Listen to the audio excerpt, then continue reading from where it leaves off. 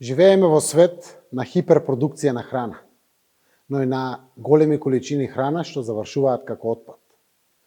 Околу 9% од светската популација не може да си дозволи дневен оброк.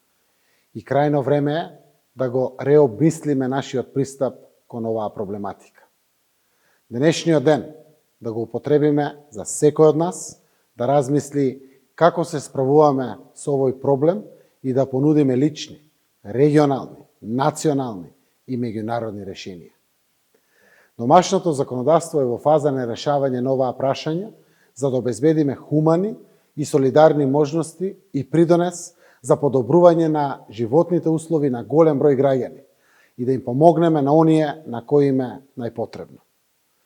Ви благодарам за можноста да ја потенцираме важноста на меѓународниот ден за подигање на свеста за загубите и отпадот на храна.